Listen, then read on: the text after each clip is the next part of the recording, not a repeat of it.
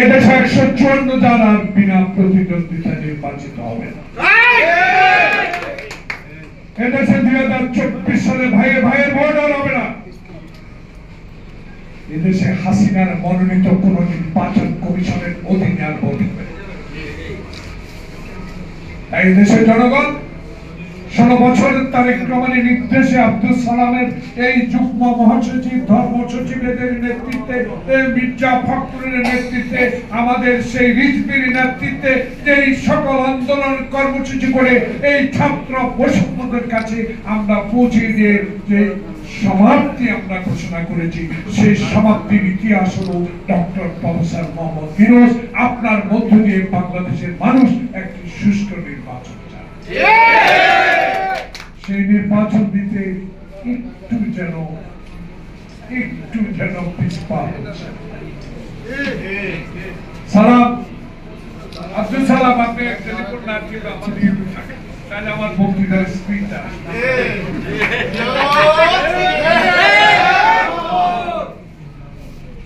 আমি তো রাজনৈতিক কর্মী, আমি একজন মুক্তিযোদ্ধা আছি। আমি স্পষ্ট কতগুলো কথা বলি। বিএনপি এমন একটি রাজনৈতিক দল যার নেতার আহ্বানে আমরা মুক্তিযুদ্ধে সেই নেতাকে শেখ হাসিনা অপমান করেছে, সেই নেতা স্ত্রীকে অপমান করেছে, সেই নেতার সন্তানকে বিনা কারণে মঈন ফখরুদ্দিন দিয়ে হাঁটু ভেঙে দিয়েছে, মেরুদণ্ড ভেঙে।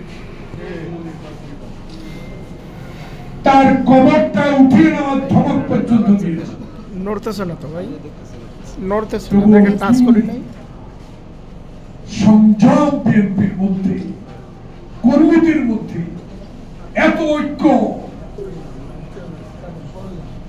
এত ভালোবাসা দলের প্রতি। হাঁটু পানিতে দাঁড়িয়ে থেকো, মনে কষ্ট, কবরস্থানে ঘুমিয়েও মনে কষ্ট নাই, দিয়েছে আয়নাঘরের থেকেও মনে কষ্ট নাই। কিন্তু এখন একটু মনে কষ্ট হচ্ছে। এত আন্দোলন করলাম, এত আয়নাঘরে থেকে আসলাম, এত কারারুদ্ধ হইলাম, এত মামলার আসামি হলাম। আপনার কাছে আমাদের ভরসা ছিল 9 মাস অতিবাহিত হওয়ার আগে একটি সুষ্ঠু নির্বাচন। এখন অনেকে বলে খালি নির্বাচন।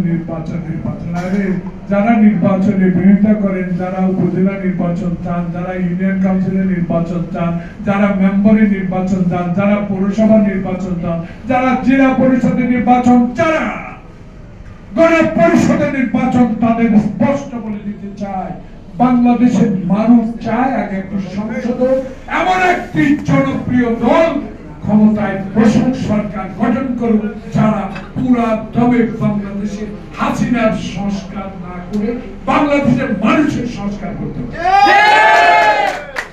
আপনার কাছে আমাদের দাবি একটা, আমরা চিৎকার এই জন্য ক্ষমতায় যাওয়ার জন্য আমরা নির্বাচনের কথা বলি, সরকার গঠন করা উচিত। আমরা নির্বাচনের কথা বলি, আমরা যে সকল রাজনৈতিক দল 31 দফার মাধ্যমে ঐক্য হয়ে রাস্তা আন্দোলন করেছি, আমাদের দাবি তো আমরা জোর করে মৃত ব্যক্তির ভোটে আমরা এমপি হতে চাই না, প্রধানমন্ত্রী হতে চাই না, সরকার গঠন করতে চাই না।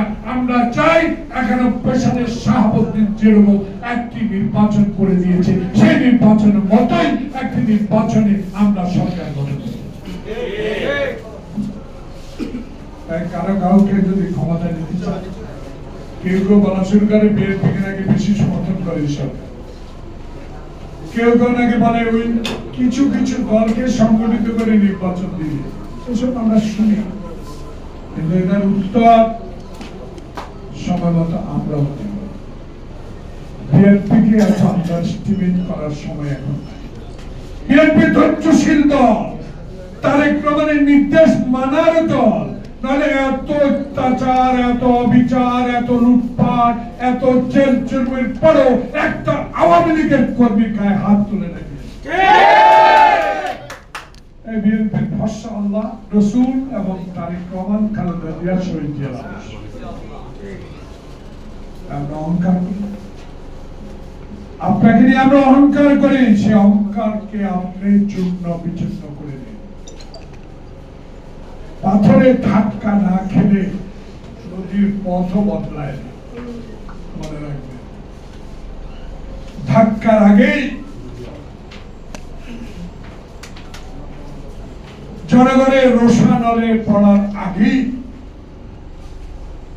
একটি সুষ্ঠু নির্বাচনের ব্যবস্থা করুন। আজ হোক, কাল হোক, পরশু হোক, দুদিন পরে হোক, একটা ম্যাপ আমাদেরকে জানাই দেন, তাহলে আমার দলের নীতি নির্ধারকরাই সিদ্ধান্ত নেবে আপনার এই রোড ম্যাপ ঠিক আছে কি নাই। আমরা তো বলবোই, কারণ আমরা গণতন্ত্র পার্টি, আমরা ভোটের পার্টি, আমরা ভোট করার পার্টি, আমরা ভোট করার দল, আমরা সন্ত্রাসের বিরুদ্ধে, আমরা হাসিনার বিরুদ্ধে। হাসিনার বিরুদ্ধে তো আমরা ব্যক্তিগত কারণ, হাসিনা তো খালেদা জিয়াকে ব্যক্তিগত কারণে জেলে দিয়েছি, আমরা হাসিনাকে আমরা হাসিনার অত্যাচার, অবিচার, লুটপাট সকল কিছুই বিবেচনা করে আমরা হাসিনার বিরুদ্ধে, তার দলের বিরুদ্ধে কথা বলি। আমরা তো শিক্ষা দিয়ে বলি না শেখ মুজিবুর রহমানের মতো, কোথায় ছিলেন সিকদার, কোথায় মোস্তফা আমার কম্বল, কোথায় ব্যাংক ডাকাতির ইতিহাস। মেজর জলিলকে স্বাধীনতার পর প্রথম জেলে নিয়েছি কি? যখন হিন্দুস্তানের বিরুদ্ধে কথা বলতে তখন সেই জেল, মানে প্রথম মুক্তিযোদ্ধাকে জেলে নিয়েছে আওয়ামী লীগ, শেখ মুজিব।